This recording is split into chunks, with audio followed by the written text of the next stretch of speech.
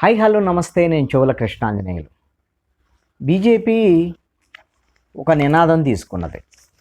ఆప్కి bar 400 పార్, 400 సీట్లు గెలవటమే లక్ష్యంగా మేము పనిచేస్తున్నామని ఇప్పటి వరకు బీజేపీ నాయకులు మాట్లాడారు.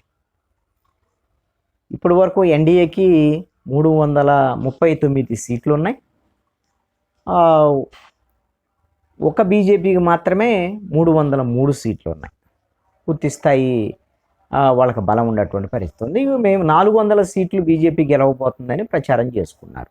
ఈ 400 సీట్లు భారతదేశంలో ఇప్పటి వరకు కూడా 1984లో ఇందిరాగాంధీ చనిపోయిన తర్వాత రాజీవ్ గాంధీ నేతృత్వంలో అప్పుడు కాంగ్రెస్ పార్టీకి ఒకసారి వచ్చాయి. 424 సీట్లు వచ్చినట్టు, 420 పైన. ఇప్పుడు 400 సీట్లకు టార్గెట్ పెట్టుకున్నామని మాట్లాడుతున్నారు. అయితే ఇప్పటికిప్పుడుకి వాళ్ళకి ఎంతో కొంత పరిస్థితులు అర్థమవుతున్నట్లు ఉంది బీజేపీ నాయకులకి. అసలు మనము మూడవసారి గెలవటమే కష్టం, ఈ విధమైనటువంటి ఊహాజనితమైనటువంటి ఆలోచనలో మీరు ఉండొద్దు అని పార్టీ శ్రేణులకి నరేంద్ర మోడీ అదేవిధంగా అమిత్ షా దిశానిర్దేశం చేస్తున్నారు. ఇప్పుడు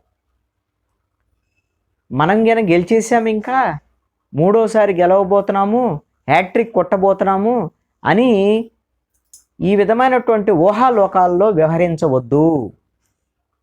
ఇదే తరహాలో 1999లో గెలిచిన తర్వాత ఇండియా షైనింగ్ అని, ఇండియా వెలిగిపోతుందని ఇప్పుడు కార్గిల్ యుద్ధం తర్వాత మనకి ఇంకంతా అనుకూలమైనటువంటి పరిస్థితులు ఉన్నాయనేటువంటి దాని మీద పని చేయని కారణంగానే 2004లో ఓడిపోయాము. ఇప్పుడు మళ్ళీ అలాంటి పరిస్థితులే వస్తాయి ఈ విధమైనటువంటి ధీమాతో ఉంటే అని బీజేపీ నాయకులు, అంటే ప్రధానంగా అమిత్ షా అదేవిధంగా నరేంద్ర మోడీ తన క్యాడర్కి స్పష్టం చేస్తున్నారు. మీరు ప్రజల్లోకి విస్తృతంగా వెళ్ళాలి, ప్రజల్లోకి వెళ్ళి ఈ 10 సంవత్సరాల కాలంలో బీజేపీ ప్రభుత్వం ఏం చేసింది అనేటువంటి దాని మీద వాళ్ళకి వివరించడంతో పాటుగా బీజేపీ వస్తేనే భారతదేశంలో ఒక సుస్థిరమైనటువంటి ప్రభుత్వం ఉంటుంది అనేటువంటి విధంగా మీరు ప్రచారం చేయగలగాలి, ప్రజల్లోకి విస్తృతంగా వెళ్ళాలి అనేటువంటి విషయాన్ని దిశానిర్దేశం చేస్తారు. అయితే రామ మందిరానికి సంబంధించినటువంటి అంశంలో చాలా పాజిటివ్ వచ్చింది అనేటువంటి దాని మీద అందరూ అనుకుంటున్నారు. బీజేపీకి చాలా అనుకూలమైనటువంటి అంశం. ఈ విషయంలో బీజేపీ నేతలు ఒక కీలకమైనటువంటి అంశాన్ని గమనించారు. ఇది హిందువులందరిలో కొంత సానుకూలత వచ్చింది బీజేపీ పట్ల, వాస్తవమే. కానీ ఇదే పరిస్థితుల్లో ముస్లిం, క్రిస్టియన్, మైనారిటీ వర్గాల్లో బీజేపీ మీద తీవ్రమైనటువంటి వ్యతిరేకత కూడా పెరిగేటువంటి అవకాశం ఉంది అని బీజేపీ గుర్తించింది. ఈ నేపథ్యంలో ఇండియా కూటమి బలహీనంగా ఉన్నప్పటికీ కూడా వాళ్ళ వైపు మైనారిటీలు మొగ్గు చూపేటువంటి అవకాశం ఉంటుంది. వాళ్ళందరూ యునైట్గా, మైనారిటీలందరూ వ్యతిరేకంగా బీజేపీకి వస్తే నష్టం జరిగేటువంటి అవకాశం ఉంటుంది అనేటువంటి విషయాన్ని కూడా గమనించాలి. అందుకని మైనారిటీలు నొచ్చుకోకుండా జాగ్రత్త వహించి ఆయా రాష్ట్రాల్లో అందుకు అనుగుణంగా రాజకీయ నిర్ణయాలు ఉండాలి అనేటువంటి దాని మీద దిశానిర్దేశం చేశారు. అదేవిధంగా అంతా సానుకూలంగా ఉంది, మనం గెలిచేసామనేటువంటి విధంగా ఇప్పుడు ఎక్కడో టీవీ డిబేట్స్లో కూర్చొని పొలిటికల్ అనలిస్టులు, అదేవిధంగా రాజకీయ వ్యూహకర్తలు, ఇంకేముంది ఇండియా కూటమి బలహీనపడిపోయింది, ఎన్డీఏ కూటమి బలపడుతోంది, బీజేపీ గెలవబోతుంది, హ్యాట్రిక్ కొట్టబోతుంది, ఇవన్నీ మాట్లాడతారు. అవన్నీ మీరు విన్నారు అని అంటే, వాటిని నమ్మారు అని అంటే, ఇంకా అందుకనుగుణంగా మీరు పని చేయకుండా కూర్చుంటే మనం గెలవటమే కష్టము అనేటువంటి విషయాన్ని స్పష్టం చేశారు వాళ్ళ బీజేపీకి సంబంధించినటువంటి కీలక నేతలు. ప్రతి రాష్ట్రానికి ఈ విధమైనటువంటి దిశానిర్దేశం చేస్తున్నారు. ఇదే క్రమంలో కీలకమైనటువంటి అంశం ఏమిటి అని అంటే, ఎవరైతే మిత్రులుగా వచ్చేటువంటి వాళ్ళు ఉన్నారో వాళ్ళని మరింత ఎక్కువ మందిని తెచ్చుకోవాలనేటువంటి ప్రయత్నాలు కూడా బీజేపీ వైపు నుంచి చేస్తుంది. మొన్న నితీష్ కుమార్ బీహార్లో ఎంత ప్రయత్నం చేసినా బీజేపీ ఎదగటం లేదు. అక్కడ ఆర్జేడీ, అదేవిధంగా జేడీయూ, కాంగ్రెస్ వీళ్ళు బలంగా ఉన్నారు తప్ప బీజేపీ ఎదగట్లేదు. అందుకోసమనే నితీష్ కుమార్ని చేర్చుకోవడం ద్వారాగా బీహార్లో నితీష్ ద్వారాగా కొంత పాగా వేయచ్చు అనేటువంటి ప్రయత్నాల్లో ఉంది బీజేపీ. అదేవిధంగా మొన్న ఒడిస్సా వెళ్ళినటువంటి నేపథ్యంలో ప్రధానమంత్రి ప్రధానమంత్రి ఒడిశాలో సంబల్పూరు ఐఐఎంలో జరిగినటువంటి సభలో చాలా స్పష్టంగా ఆ, ఒడిశా ముఖ్యమంత్రి నవీన్ పట్నాయక్ని నరేంద్ర మోడీ పొగడటం, నరేంద్ర మోడీని నవీన్ పట్నాయక్ పొగడటము, ఇవన్నీ కూడా అంటే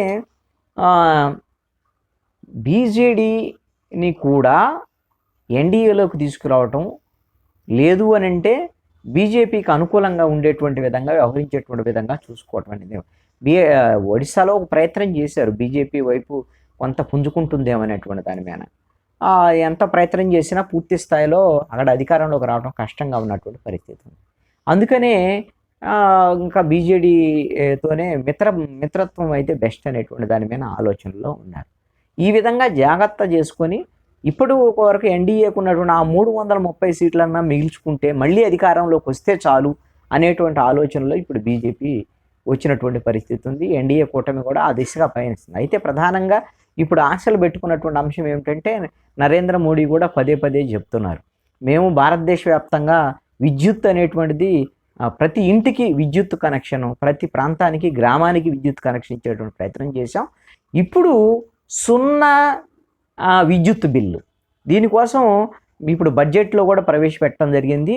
దేశవ్యాప్తంగా ఒక ట్రయల్ కింద 1 కోటి ఇళ్ళకి సోలారు ప్లేట్లని ఇళ్లపైన అమరుస్తున్నాము. దీని ద్వారా ఇదంతా కూడా ప్రభుత్వమే చేస్తుంది. దీని ద్వారాగా 0 విద్యుత్ బిల్లు వైపుగా మేము ప్రయత్నం చేస్తున్నాం.